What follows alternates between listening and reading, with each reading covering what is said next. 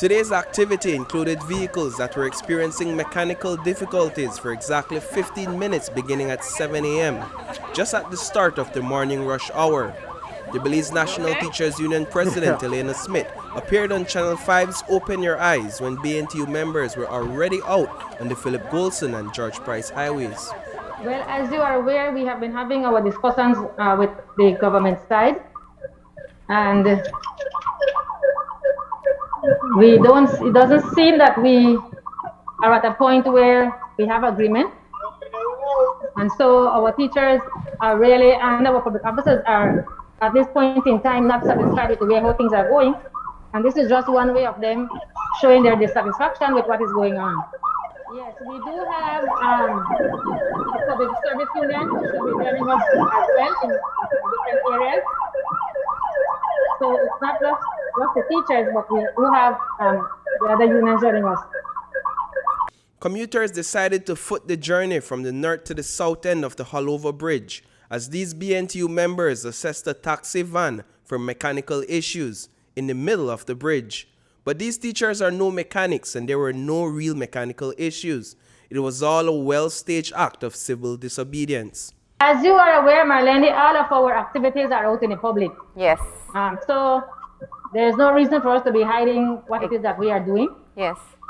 It's our teachers are not happy, our public officers aren't happy, and so, we have to find ways and means of showing our discontent. We know that the situation right now with COVID, there are certain things that we would have been able to do normally that we can't do now.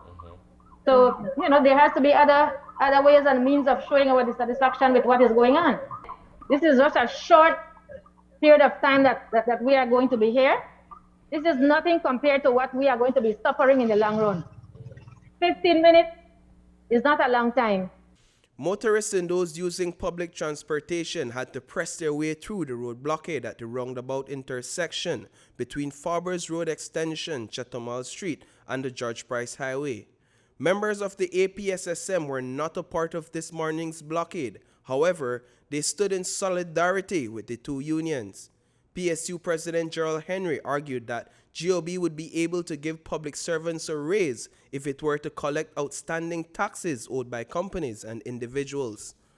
There are two sides of the budget. There's the expenditure side, there's the revenue side. Yeah. The government has not spoken much about revenue at all.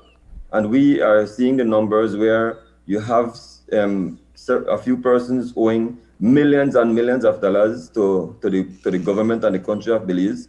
We, the public officers, see this. We have that information.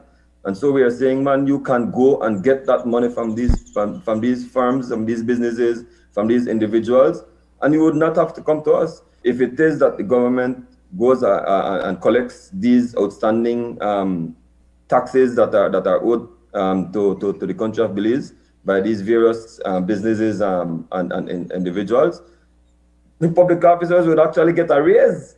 That's how terrible it is. Road blockades were reported in other areas along the George Price and Philip Golson Highway in Belize, Cayo, and Orange Walk districts. Police presence at all locations were visible, but no real attempts were made by officers to clear the blockades. The unions are scheduled to organize a protest walk on Tuesday at midday, a medical checkup day on Wednesday, and demonstrations during Thursday's and Friday's budget debate. It's all a part of the entire process of getting the government to listen to us.